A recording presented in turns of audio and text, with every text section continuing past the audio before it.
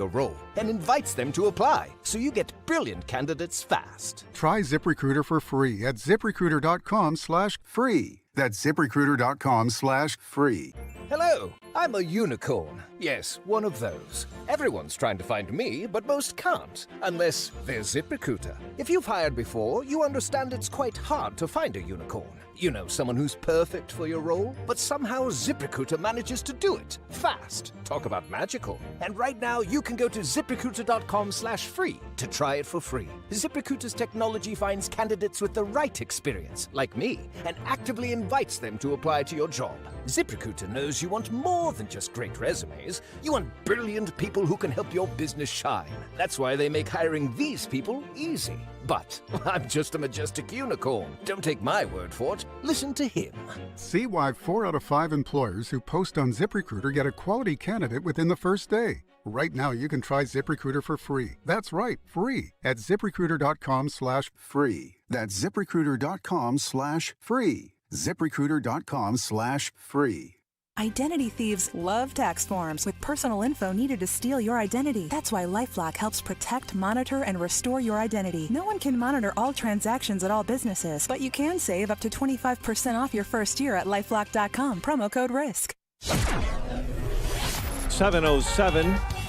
Let's check the roads in the Team Hochberg Traffic Center. Here's Jim Telemonti. 8094 is heavy this morning westbound with roadwork delays from Broadway to Indianapolis Boulevard. It's 29 minutes for a trip time from the toll road to the Bishop Ford Freeway eastbound, 15 minutes. Inbound Kennedy, delays start at Canfield. 33 minutes O'Hare to downtown. 15 from Montrose, 11 in the Express. Outbound 21 minutes downtown to the airport. Eisenhower, 43 minutes, 390 to downtown. Outbound 29. Northbound I-55 is heavy from Weber up to 355. More delays start at First Avenue. It is 36 minutes, 355 Lakeshore Drive. Ryan, 20 minutes from 95th to downtown. I-57 from I-80 to the merge, 13 minutes. Bishop 412. I'm Jim Telemonti on AM 560, The Answer. Chicago's Morning Answer continues next. AM 560 Weather Center forecast with our AccuWeather meteorologist, Steve Williams. Clouds and a couple of showers, maybe a thunderstorm today, high 58. Shower tonight, low 44. Clouds and showers tomorrow, the high 61. Sunny Friday, the high at 61. Plan with confidence this spring. Download the AccuWeather app today. I'm Steve Williams on AM 560, The Answer.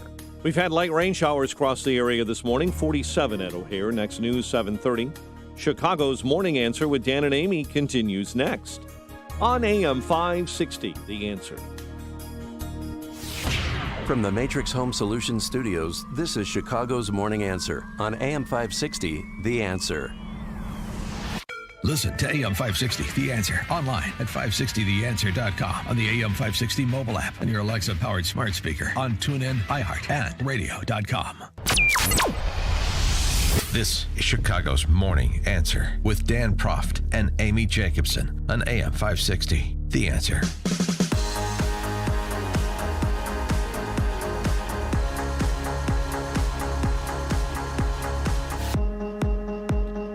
Top of the morning, Dan and Amy. President Joe Biden walked out to address the throngs of D.C. media types, and he came out with a mask. And he came back in with just his aviator glasses. Then he took the mask off. It was something akin to Hamlet encountering Yorick's skull.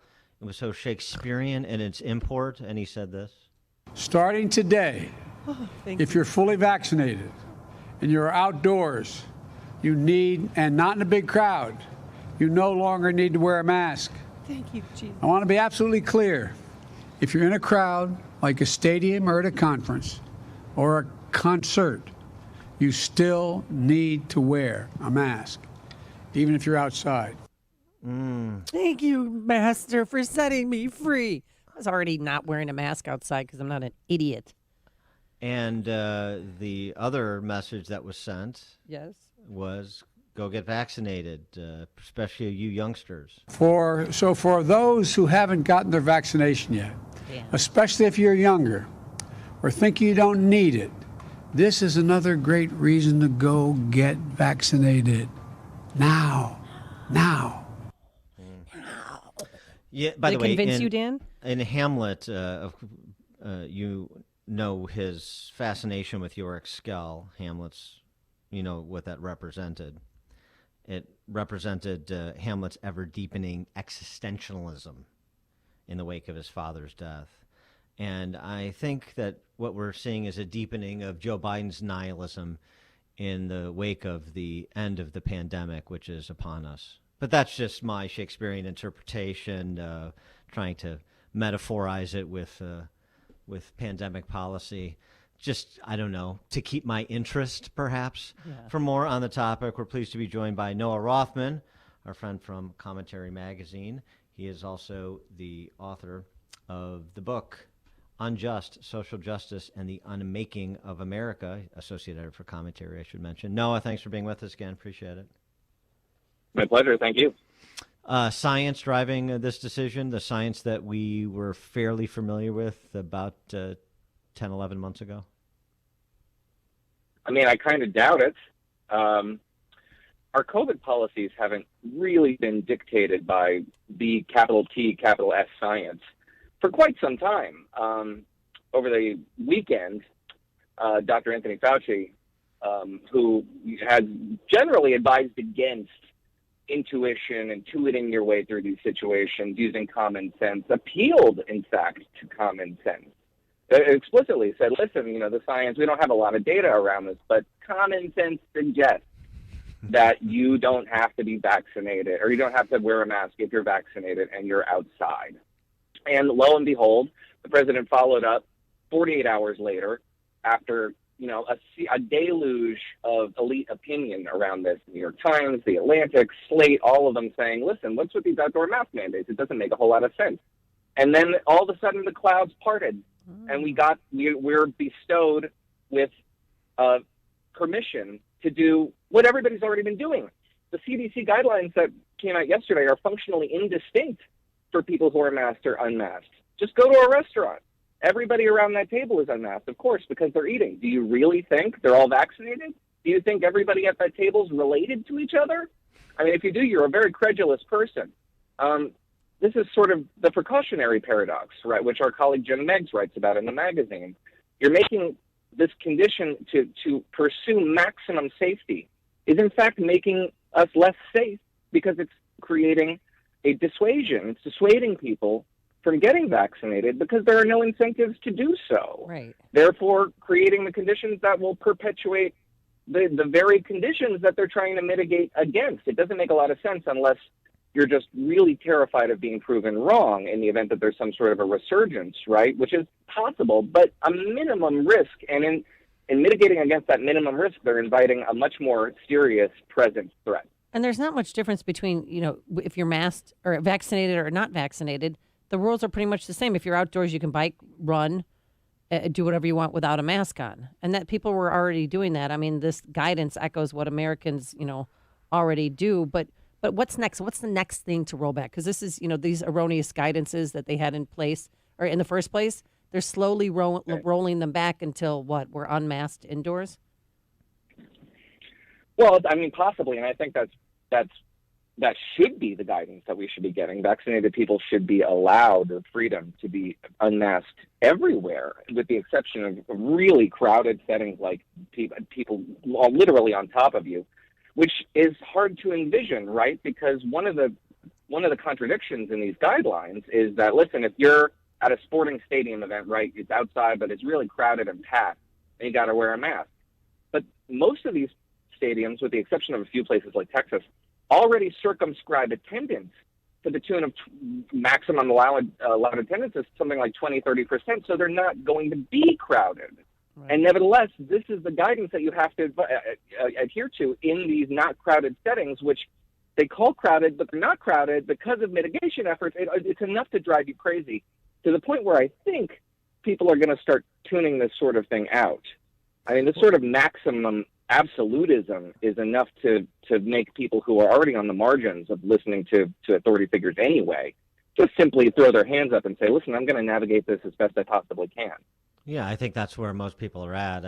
I think that's where they're at already. I mean, other than the real devotees to the state and the COVID enthusiasts and the ill-informed and fear-addled. So that represents some fraction of the population.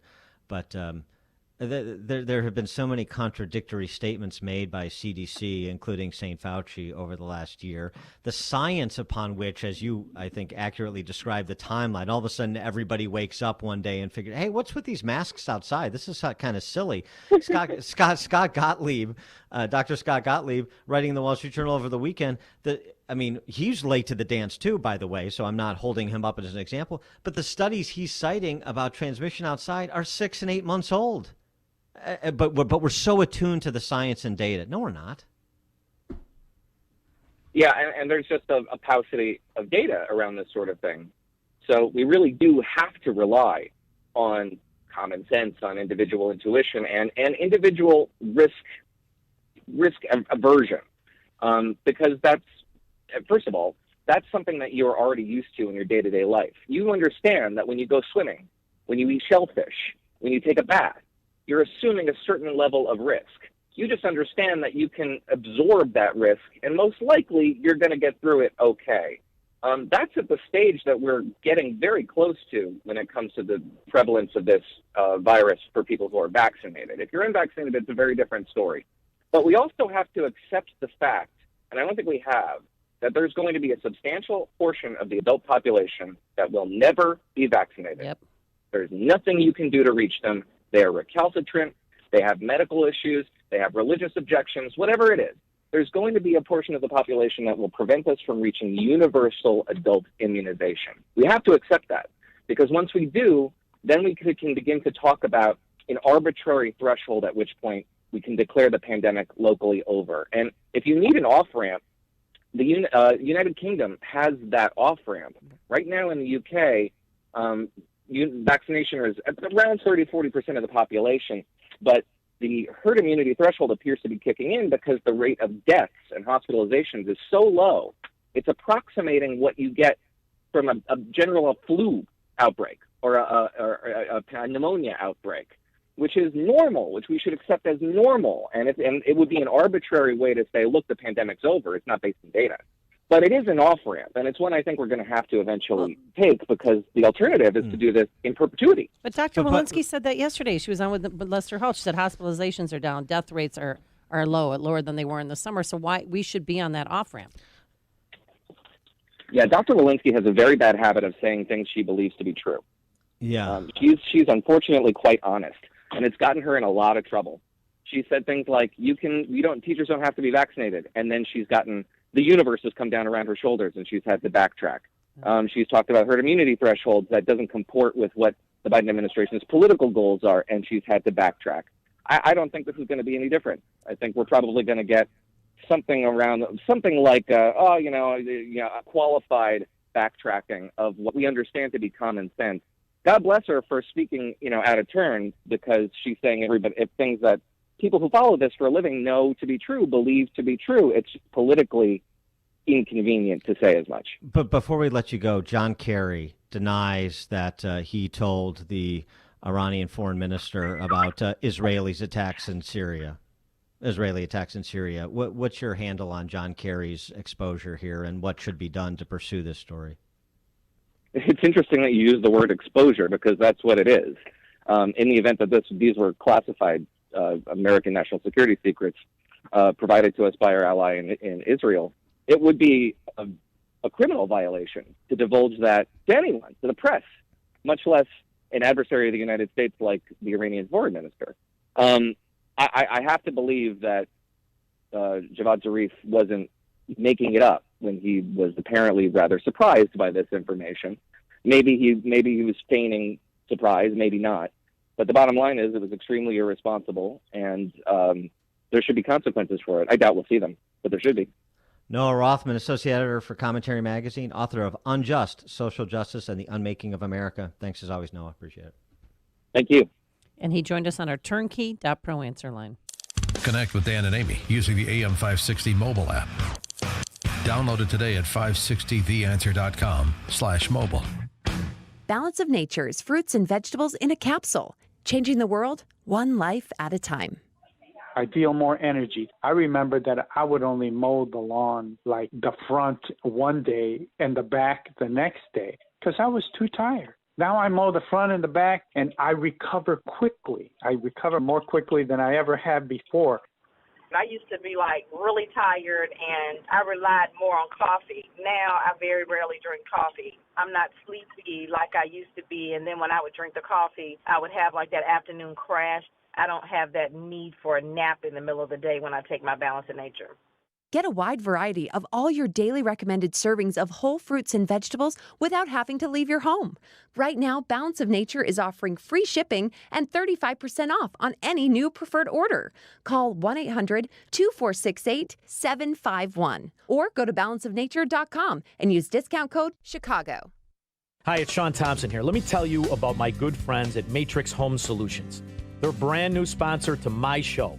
And when it comes to the top quality home improvement projects, no other company comes close to Matrix. They focus on the 4 major areas to increase the value of your home and improve your lifestyle: basement remodeling, bathroom transformations, custom garage flooring and storage, and energy-saving solar options. Now is the perfect time to contact my friends at Matrix to discuss ideas, plans for your home. Matrix is a premier choice for renovation services. They deliver exceptional, professional, and hassle-free experience. Go to matrixhomesolutions.com